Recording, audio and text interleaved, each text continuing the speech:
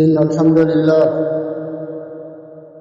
نحمده ونستعينه ونستغفره ونعوذ بالله من شرور أنفسنا ومن سيئات أعمالنا من يهده الله فلا مضل له ومن يضلل فلا هادي له أشهد أن لا إله إلا الله وحده لا شريك له وأشهد أن محمدًا عبده ورسوله يا أيها الذين آمنوا اتقوا الله حق تقاته ولا تموتن إلا وأنتم مسلمون يا أيها الناس اتقوا ربكم الذي خلقكم من نفس واحدة وخلق منها زوجها وبث منهما رجالا كثيرا ونساء واتقوا الله الذي تساءلون به والأرحام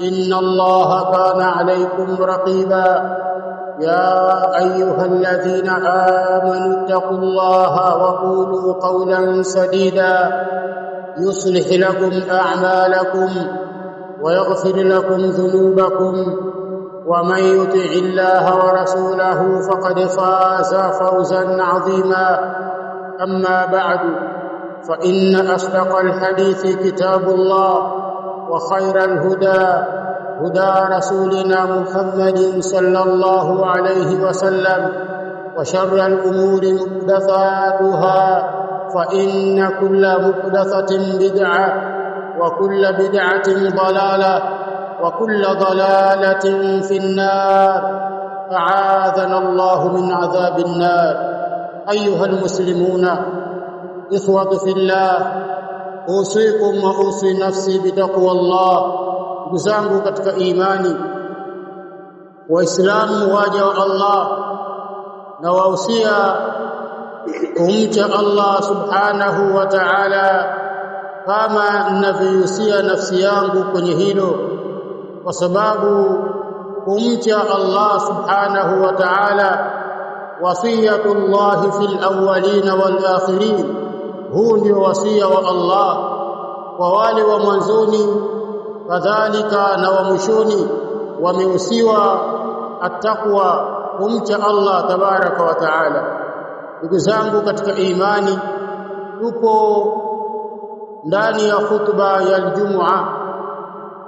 Allah subhanahu wa ta'ala akiniwafikisha na kusudia kuwakumbusha ya kwamba hayatul ramadhaniya hayatul muslimi fi kulli zaman, maisha ya Ramadhani ambayo tulikuwa waislamu tunayaishi, hayatul muslimi fi kulli zaman, yale ndiyo maisha ya muislamu kwenye kila zama. Waislamu tufahamu jambo hilo, na ninawakumbusha hili jambo tulizingatie ya kwamba maisha tuliyokuwa nayo kipindi cha Ramadhani yale ndiyo maisha halisi ya muislamu, maisha ambayo yamejaa subra, maisha ambayo yamejaa huruma, maisha ambayo yamejaa unyenyekevu. Yale ndiyo maisha ya muislamu. Muislamu anatakiwa awe na subra, muislamu anatakiwa awe na huruma, muislamu anatakiwa awe mnyenyekevu, na hayo yote tumeyapitia ndani ya mwezi wa Ramadhani. Baada ya kuondoka Ramadhani, usije tukawa waislamu watu wasusuavu, watu wenye mioyo migumu isiyokuwa na huruma, watu tusiokuwa na subira tukashindwa kuvumiliana. Ndugu zangu katika imani, kuondoka kwa Ramadhani haina maana ameondoka Allah, au haina maana yameondoka mafundisho ya Mtume sallallahu alayhi wasallam au mafundisho ya Allah tabaraka wa taala. Hapana, mafundisho ya Allah yamebakia, muongozo wa Mtume sallallahu alayhi wasallam umebakia, bali ndani ya Ramadhani tulikuwa sisi tupo katika hali ya mazoezi, tupo katika hali ya kujiandaa ili ikiondoka Ramadhani tuyaishi maisha yale. Kwa hiyo ndugu zangu katika imani, tuko ndani ya Shawwal, tumeingia kwenye mwezi wa mfungo mosi. Maisha yetu yawe yale ambayo tulikuwa tunayaishi kwenye kipindi kile. Kuna baadhi ya wenzetu katika Waislamu huenda waliweka azma kwamba mimi ikiondoka Ramadhani na acha kuswali. Mimi ni muhusie Muislamu mwenye malengo kama haya, mwenye dhamira na nia kama hii, abadilishe, aelewe kwamba Ramadhani ilikuwa imemtengeneza na imemtia uzoefu na imempa mazoezi ya kutosha ili aweze kustahamili katika ibada ya Allah tabaraka wa taala, ili awe na subira katika ibada ya Allah subhanahu wa ta'ala. Ndugu zangu katika imani, katika sisi kuna yule Muislamu ambaye alikuwa ameweka malengo ya kuwa Ramadhani ikiondoka atarudi kwenye kufanya yale mabaya aliyokuwa anayafanya kabla ya Ramadhani. Kadhalika na yeye tumnasihi kwa ajili ya Allah abadili huo mwelekeo, kwa sababu mwelekeo huo hauna natija nzuri wala hauna faida yoyote. Ndugu zangu katika imani, ama kwa hakika kuna baadhi katika sisi tumebweteka, imma kwa sababu ya Uislamu kuuzoea, au kwa sababu ya sharia kuizoea, au kwa sababu ya sunna kuizoea, au kwa sababu ya usalafi kuuzoea.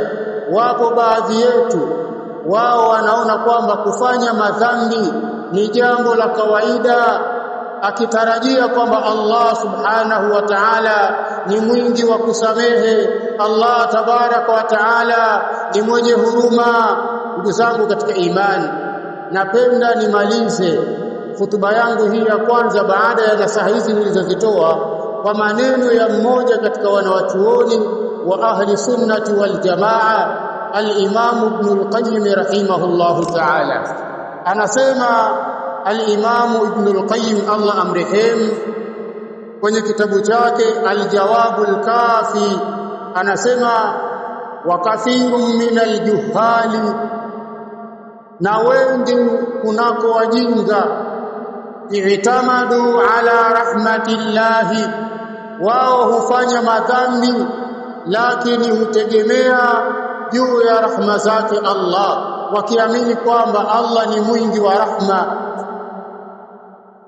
Wengi katika watu wajinga wana mitazamo kama hii, wanafanya madhambi lakini wakisema kwamba Allah Bwana ni mwingi wa rahma.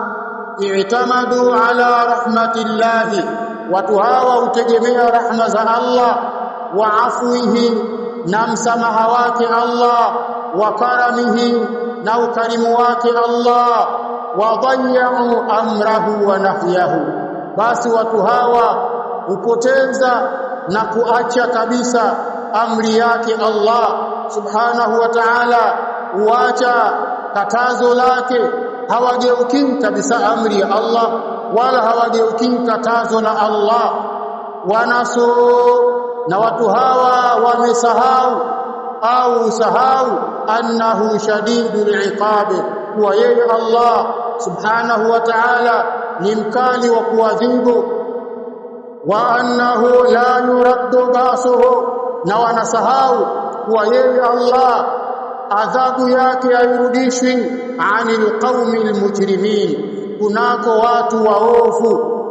Pia akaendelea kusema Imam Ibn al-Qayyim rahimahullah, wa man i'tamada ala al-afwi, na mtu yoyote mwenye kutegemea msamaha wa Allah, ma'al israri ala dhambi, pamoja na kuwa mwenye kufanya uendelevu kwenye dhambi, akawa yeye anaendelea kumwasi Allah, akawa anaendelea kufanya madhambi, fahuwa kalmuanidi, basi yeye ni kama mtu anidun. Anidun ni mtu mkaidi, mtu ambaye mwenye kushikilia msimamo wake, hataki kubadilika. Hii ni hali ya mtu ambaye anaendelea na madhambi, lakini akisema msamaha wa Allah subhanahu wa ta'ala upo. Ndugu zangu katika imani, tumetoka kwenye Ramadhani, tulikuwa watu wema, tulikuwa watu wa cha Mungu, tulikuwa watu wa khairati. Basi tuendelee hivyo hivyo, na wala tusighurike na kusema kwamba tufanye madhambi au tuendelee na madhambi eti Allah subhanahu wa ta'ala atatusamehe. Jambo hili wana wazuoni wa Kiislamu wanasema si jambo zuri na wala halina natija. Tumuombe Allah subhanahu wa ta'ala atung'oe kwenye madhambi moja kwa moja baada ya kutoka kwenye Ramadhani.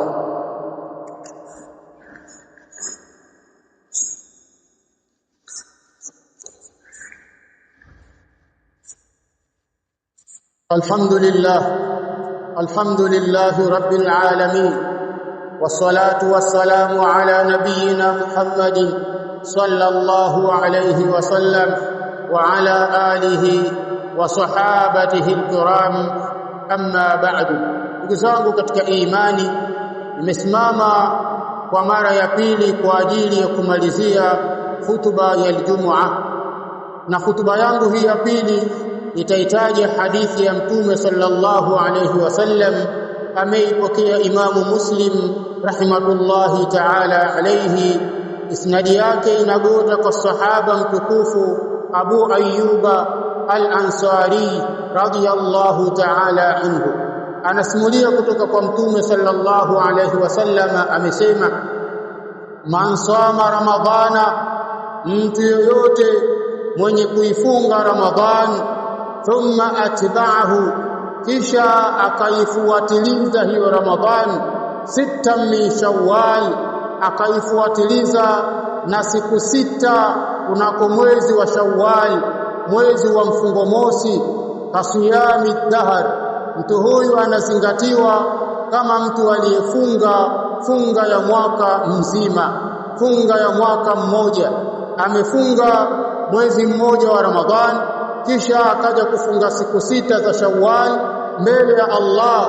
Malipo yake mbele ya Allah, funga hiyo thamani yake ni kama mtu ambaye amefunga mwaka mzima.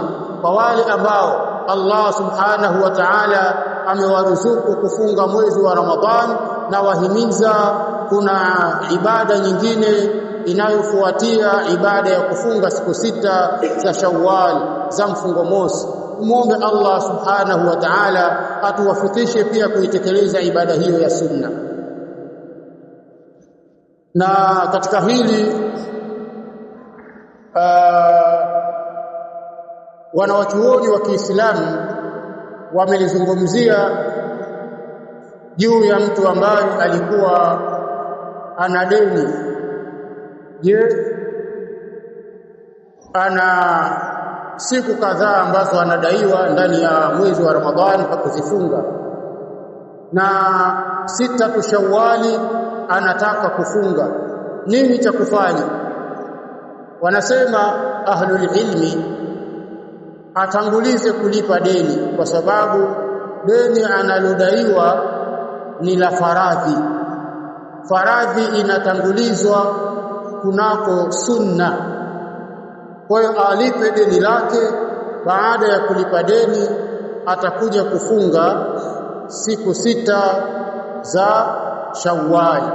Wanasema thumma atba'ahu sita, kisha akaifuatiliza hiyo Ramadhani na sita. Kwa maana wanasema thumma imekuja thumma baada ya kuwa hii Ramadhani imetimia, ndiyo kisha ikitoka Ramadhani inafuata hii sunna. Lakini kuna baadhi ya wanazuoni pia wameona kwamba itakapokuwa kuna sababu miongoni mwa sababu zinazompelekea mtu huyu kutanguliza sita, basi atafunga sita kisha ataleta ile Ramadhani anayodaiwa. Wakistadili na tukio la mama Aisha radhiallahu ta'ala anha, kuwa yeye wakati mwingine ilikuwa anamtumikia Mtume sallallahu alayhi wasallam, anamhudumia Rasulullah, basi jambo hilo linamshughulisha mpaka anashindwa kulipa Ramadhani. Inapokuwa katika mwezi wa Shaabani ndiyo yeye analipa sasa yale madeni ya ile Ramadhani, lakini sita anakuwa ameshafunga. Kwa hiyo baadhi ya wanachuoni wanaona kwamba ikitokea hali ambayo inamshughulisha mtu, basi anaweza kulifanya hilo.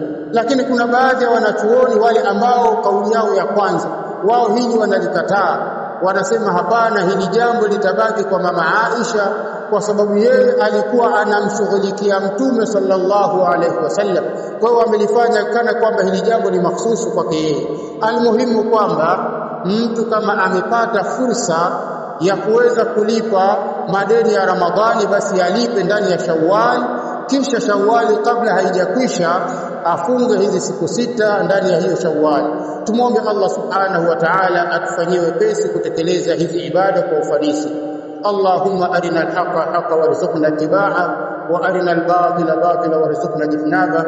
Wa sallallahu ala nabiyyina Muhammad wa alihi wa sahbihi wa sallam.